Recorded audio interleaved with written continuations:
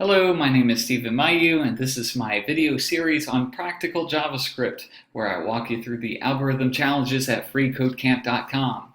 In this video, we're going to tackle the last challenge of the basic algorithmic challenges, Caesar's Cipher. So let's take a look at the web page for that challenge.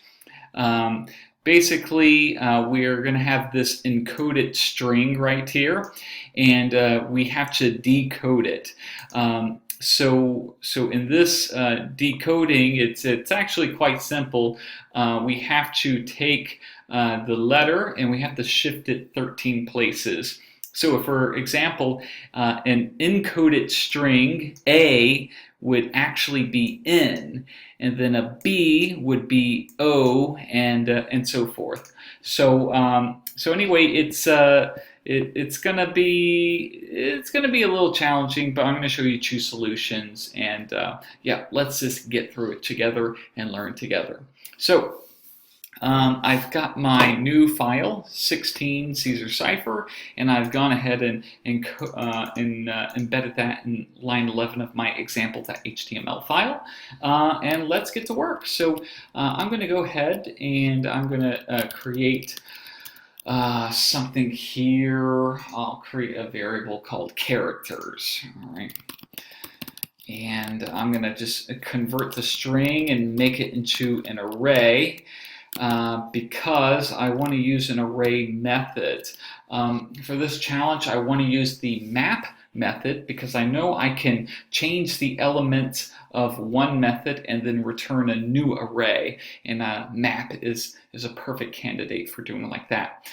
So basically, I want to go through this string. I'm going to turn it into an array, and then I'm going to get the character code for each of the alphabetic characters, skipping over spaces and punctuation and so forth. I'm going to add 13 to that value or subtract 13 to that value depending on where it is located in the alphabet, because in this decoding process we have to shift it 13 places, either 13 forward or 13 back. And then I'm going to take that integer and then make it into a string again, and that will be returned to the new array. So I'm just going to start with return, and I will say characters. Well, did I spell that right? Characters, yep. Dot map function letter. Okay, oops. All right. Good. And so now I need to take each of these letters and then convert it into its numerical value. So I'm going to say letter equals letter dot charCodeAt. Okay. And now I want to do an if condition, because I'm going to add 13 or subtract 13 depending on where it is in the string. I believe A through M or N, we're going to add 13, and then for the second half of the English alphabet, we're going to subtract 13 so that it's properly decoded. So if letter, so now letter is a numerical value. If it's greater than or equal to 65, which is, by the way, 65 is a capital A. So just so you know, if it's greater than or less, if it's greater or equal to 65, and if letter is less than or equal to 77, then we're going to add 13 to it. So letter 13. Okay, and we're going to do something similar. Else if letter is greater than or equal to 78, and if letter is less than or equal to 90, yep, at 90, then we're going to subtract from it. Okay, and then we got to put a return statement, because this is an anonymous function. We're returning a new array, so we have to mutate each of the items of the original array. So that's what's happening right here.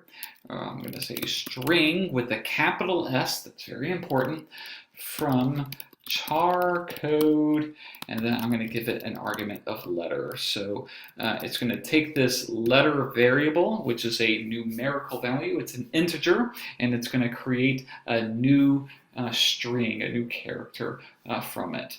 And then I'm just going to go ahead and chain join right here.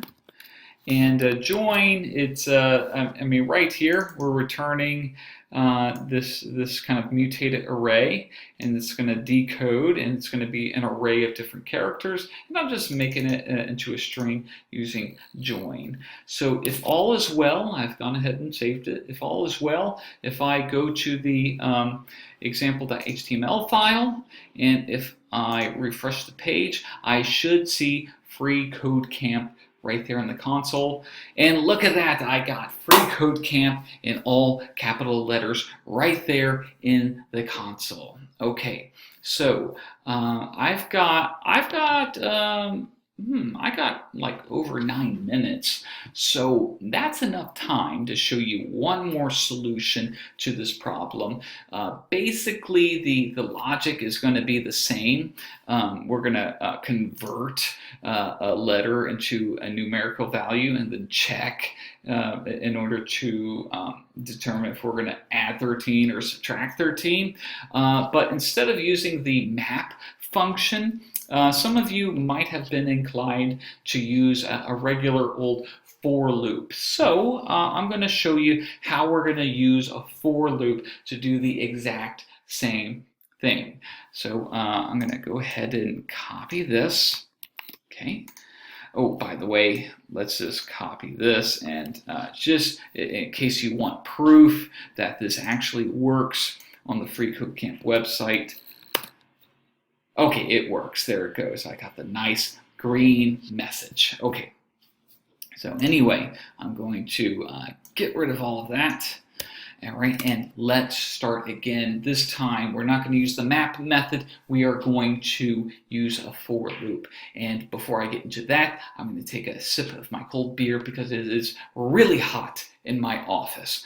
I decided to turn off the fan because the fan causes audio disturbance, and that's not good for your viewing pleasure. So just a moment. That's so much better. Okay, let's jump into it. My approach is going to be slightly different. This time, I'm going to create an empty array called results. Okay.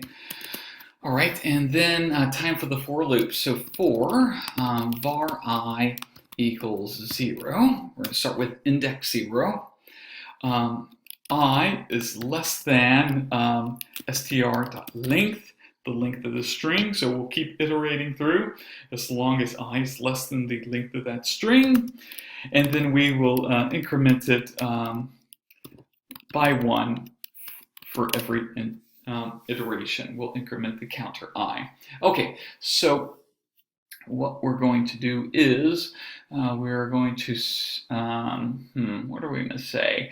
Let's say var code, or we can say var num equals, let's see here, we can say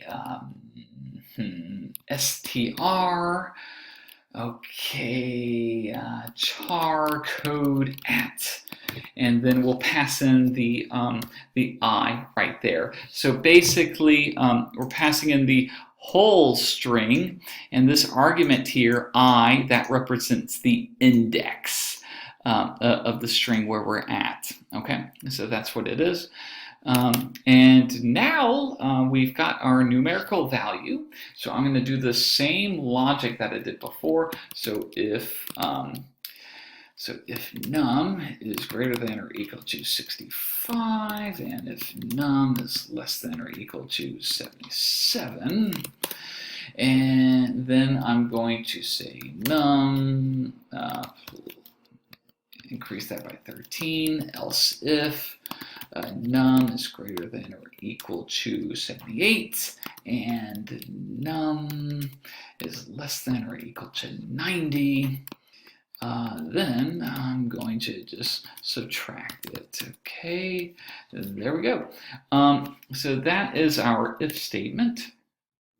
Now I'm going to say, what am I going to say? I'm going to say, okay, results.push. So I'm going to add something to the end of this results array. Results.push string that from charCodeAt num. Okay, so it's going to convert the number into a string, into some character, and then it's going to push that character to the end of this results array. Okay, that is our loop, and then we're just going to say return results .join and make that back into a string. Oh, oops, what's going on here, man? Okay, that's much better. So I just saved it, and with any luck, I should get the same result. Yes, I do. I got the same result. Let me go ahead and just go ahead and save that, and yeah, that's good to go. Okay, so with 4 minutes left, I have shown you two solutions to the Caesar cipher. I much prefer the first solution. Let me go ahead and just copy and paste this, and for a comparison, nice comparison here. You know, for loops, they're good. They're certainly, you know, very useful, but you know, map is a function that specifically loops through all of the contents of an array, and we don't have to keep track of counters or anything like that. So remember, anytime you have to iterate through an array, don't use a for or a while loop. Just use one of the array methods. And you've already learned quite a few of them in the beginning section. You've learned for each, map, filter. I'm sure you've learned a few other mores. Anyway, it's very useful to have that in your back pocket. So anyway, it looks like the first one using map is slightly more concise, fewer lines, and I like fewer lines. Okay, so with that, that is the end of the basic section of the algorithm challenges. I can go here and show you, let's see, where are we in the curriculum? Basic algorithm scripting. Okay, Caesar cipher, that is the end. So now, in the next video, I'm going to introduce to you the intermediate algorithm scripting challenges, and man, these are some doozies. These are quite challenging, but it's okay. You got Stephen here, and I'm here to walk you through these challenges, and it ain't no thing. Anyway, if you like this video, if you found it helpful, please share it, like it, subscribe to the channel. It helps me, it helps you, and it helps the good people at freecodecamp.com. If you have any questions, comments, or suggestions for improvement, please write them in the comments below, and I will read them and respond to you, as long as you're nice. If you're rude, and delete it, but I've had no problems with that so far. Thank you so much for watching, and I will see you in the next video. Goodbye for now. Bye. Bye-bye.